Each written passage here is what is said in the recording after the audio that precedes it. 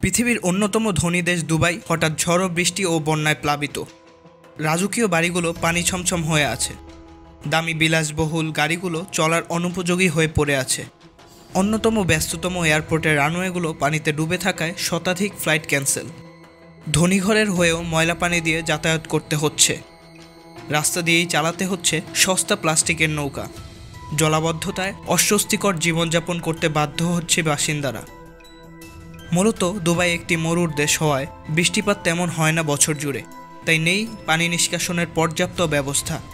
অনেকটা চিন্তার বাইরেই এই পরিস্থিতিতে পড়তে হয়েছে ধনী এই দেশটিকে।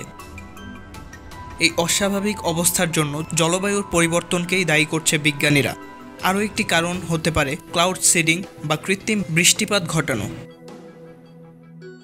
আরব আমিরাত, সৌদি আরব সহ মরু অঞ্চলগুলোতে সিলভার আয়োডাইটের মতো ক্ষুদ্র কণা নিক্ষেপ করে মেঘে আর্দ্রতা ঘনীভূত করার মাধ্যমে কৃত্রিম বৃষ্টি ঘটানো হয়েছে বহুবার। তাই বিশেষজ্ঞরা প্রকৃতির বাইরে গিয়ে কৃত্রিম এই পদ্ধতিকেও দায়ী করছে। আর বৈশ্বিক জলবায়ুর পরিবর্তন তো প্রতিনিয়তই প্রতি বছর নতুন দুর্যোগের মুখোমুখি করছে বিশ্বকে।